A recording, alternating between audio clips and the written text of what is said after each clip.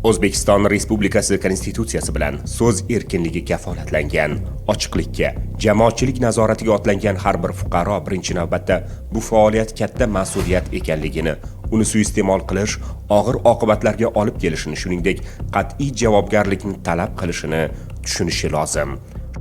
Shu bilan birga ochiqlikni niqob qilib olib, xalq ishonchini oson pul topish manbai, davlat idoralari hamda huquqni muhofaza qilish organlariga tahdid qilish quroli, jamoatchilik nazorati institutini omma kayfiyatiga ta'sir qilish instrumentiga aylantirib olganlar ham yo'q emas.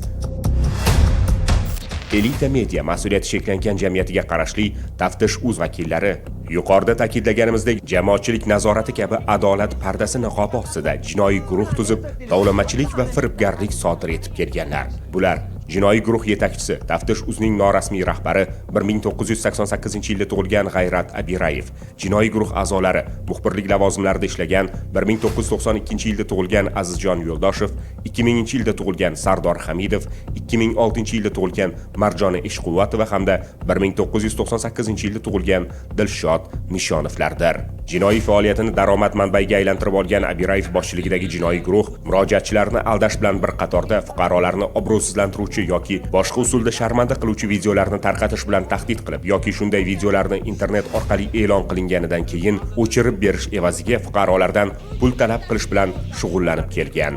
Ya'ni kelib tushgan murojaatlarni yoritganligi uchun bir tarafdan mablag' olgan bo'lsa, tayyorlangan materiallarni o'chirib yuborish uchun ikkinchi tarafdan pul talab qilishgan. Joriy yilning noyabr oyida jinoiy guruh a'zolari Yo'ldoshev va Nishonovlar jinoiy guruh rahbari Abirayevning topshirig'iga ko'ra Chilonzor buyum savdo kompleksi rahbariyati bilan mazkur hududdan do'kon sotib olgan fuqaro o'rtasidagi kelishmovchilik haqida bozor ma'muriyatini obro'sizlantiruvchi video lavha tayyorlab, joriy yilning 5-dekabr kuni Taftish.uz YouTube kanaliga joylashtirilgan. Bizning bozor hududiga Taftish.uz muxbirlari keldi. O'rganish davomida biza hamma hujjatlarni asoslantirib berdik ularga.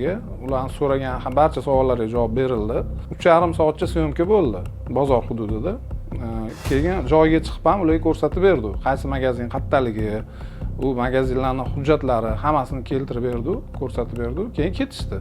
YouTube ijtimoiy tarmog'ida Taftish.uz kanali orqali o'sha jurnalistik tekshiruv videolari tarqatildi, qo'yildi, ommaga havola qilindi.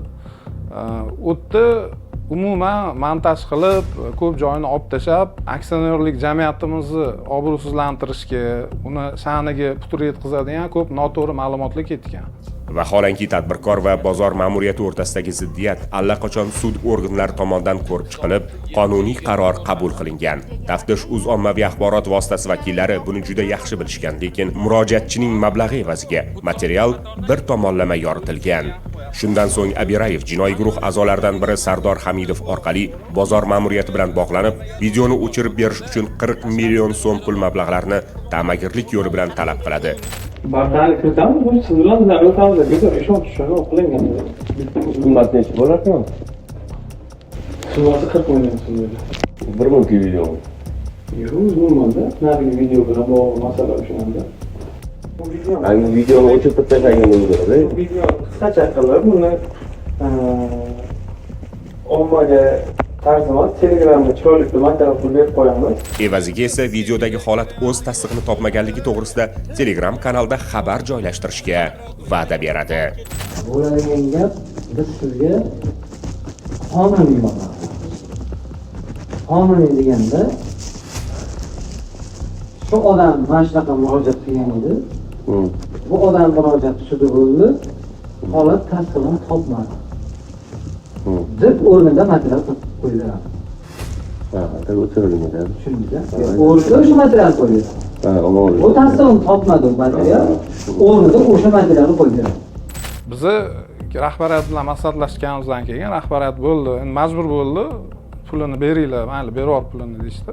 Keyin bizni adashmasam shu 29-dekabrlarda 10 million tashlab berdi. Keyin o'sha qolgan summani biz ko'chira olmadik, chunki banklar ishlamas edi, o'sha yangi yilga oldixga chiqib ketdi. Keyin 5-dan ish kuni bo'lishiga qaramay, ular bir necha marta so'radi bizdan pulni. Qolganini tashlab beringlar dedi. Biz ularga tushuntirdik, qolganini tashlab beramiz, hozir pulimiz yo'q. Hisob raqamda pul bor, hisob raqamdan o'tkazib beramiz. Faqat o'chirib turinglar videoni, yo'q hamma to'lov tashlaganingizdan keyin o'chirib beramiz deb aytishdi bizga. Keyin majbur bo'ldi bizni tartibot organlari ham ro'yxat qilishgan. Ta'magirlik holatini niqoblash uchun bozor ma'muriyati Taftish.uz bilan 40 million so'mga shartnoma tuzishga majburlanadi. Bu ish Sardor Hamidovga topshiriladi.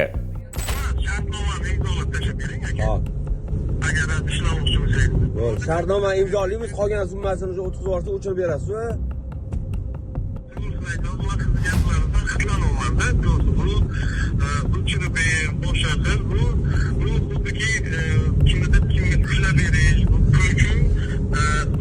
Aka, kimga ushlab beramiz, aka? Nimaga ushlab beramiz, aka? Shu tariqa talab qilingan pullardan 10 million so'mi Sardor Hamidovning bank kartasiga tashlab beriladi. Ushbu jinoiy guruhning harakatlari ko'cha bezori to'dalarinikidan ortsa ortadiki, lekin hech qolishmaydi. Bu kimsalar shunchalik haddidan oshganki, bir necha o'nlab fuqarolarni ish o'rni bilan ta'minlab kelayotgan tadbirkorni obro'sizlantirish bilan qo'rqitib, chorasiz qoldirgan holda ko'p miqdorda pul mablag'larini undirishga urinishgan. Sud organlari vakolatini ham o'zlari amalga oshirishgan. Aniqlanishicha, jinoiy guruh a'zolari Eshquvvat va Yo'ldoshev va Nishonovlar 2025-yilning noyabr oyi boshlarida Samarqand viloyatida faoliyat ko'rsatuvchi qurilish firmasi Black Star mas'uliyati cheklangan jamiyati faoliyati to'g'risida ikkinchi tomonning mablag'i evaziga uydirma tafsilotlardan iborat videolavha tayyorlab, Taftish.uz ommaviy axborot vositasi YouTube kanaliga joylaganlar. Undan tashqari, firma faoliyati to'g'risida yana ikkita video holatni tarqatish bilan tahdid qilib, kompaniya mudiri Xurshid To'rayevni Taftish.uz ofisiga chaqirtirib, boshqa videolarni chiqarmaslik evaziga avvaldan ikkita tadbirkor o'rtasida 20 milliard so'mlik shartnomani ustidan go'yoki qarzi qolganday ko'rsatib, bir oy muddatda qo'shimcha 20 milliard so'm berishni majburiyati haqida tilxat yozdirib olganlar. Muddatini o'sha 15 kun deyaptilar. Mana shu muddat uchun bizga o'zi muammo chiqqan. Bizga o'zi puldan muammo yo'q. Asosiy masala muddat. Yana tortishmaslik uchun men bir oy vaqt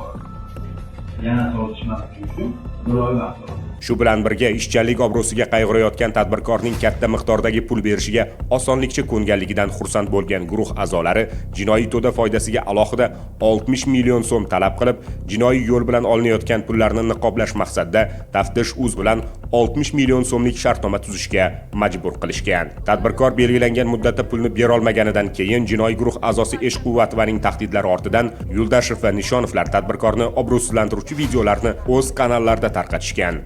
Aka, 3 minut emas, 6 minutdan emas, 10 minut kutdim. Qanaqa?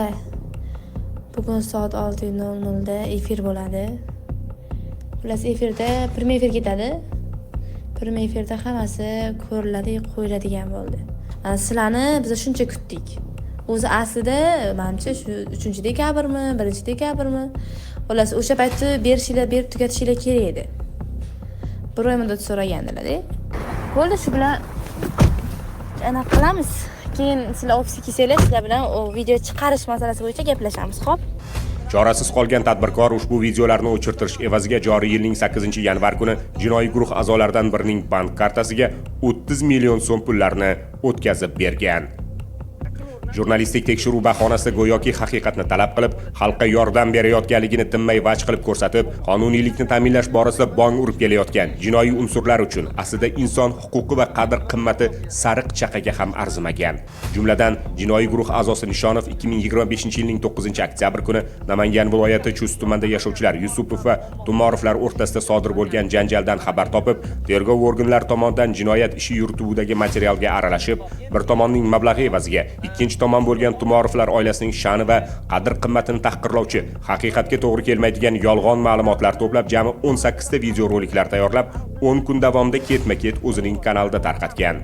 Aynan ushbu harakati uchun, ya'ni fuqaroning sha'ni va qadr-qimmatini kamsitib, yolg'on ma'lumotlar tarqatish orqali sharmanda qilganligi uchun Pop tuman sudi tomonidan 2025-yilning 10-noyabr kuni ma'muriy javobgarlik to'g'risidagi kodeksning 46.1 moddasi bilan ma'muriy javobgarlikka tortilgan.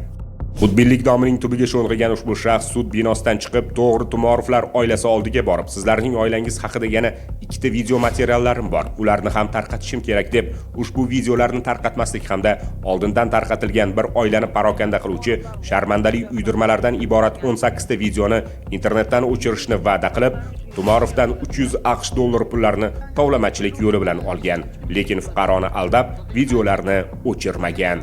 Buni dedi o'chirib tashlashdi dedi, bitta yo'li bor dedi, faqat dedi Aziz aka dedi, taftish yuzidagi mani rahbarim ular dedi.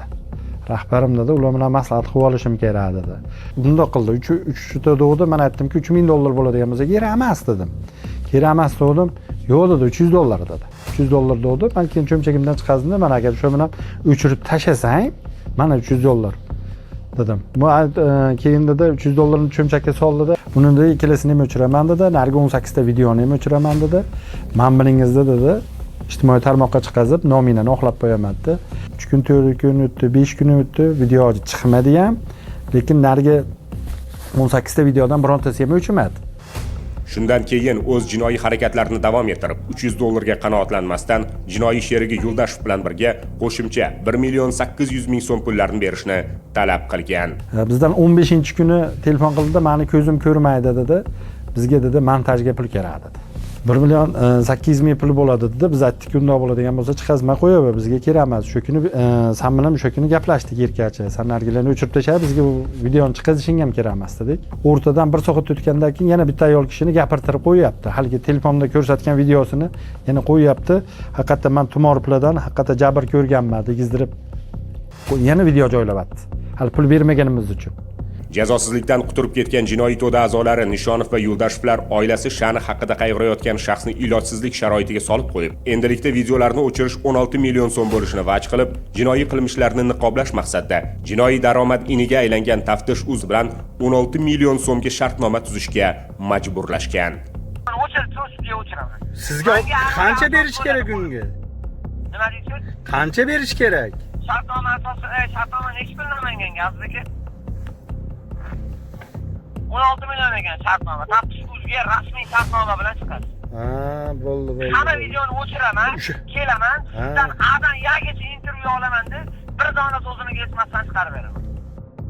Hozirda mazkur jinoiy guruh a'zolari Jinoyat kodeksining 139-moddasida nazarda tutilgan boshqa shaxsni sharmanda qiladigan uydirmalar tarqatib tuhmat qilish, 168-moddasida nazarda tutilgan firibgarlik, 165-moddasida nazarda tutilgan tovlamachilik, 244-6-moddasida nazarda tutilgan yolg'on axborot tarqatish jinoyatlarini sodir etganligi aniqlanib, ularning barchasi protsessual tartibda ushlangan.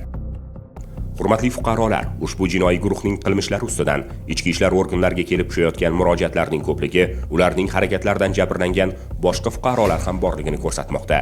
Agar siz tasvirda ko'rib turgan shaxslarning jinoiy xatti-harakatlaridan jabrlangan bo'lsangiz, Ichki ishlar vazirligi tergov departamentiga 71 kodi bilan 231 4066 raqami orqali murojaat qilishingizni so'raymiz. Internet foydalanuvchilarida yuqoridagi shaxslarning chiqishlaridan davlat organi xodimlariga munosabatidan bular xalqqa yordam berayotgan edi degan xato fikrlar tug'ilishi mumkin.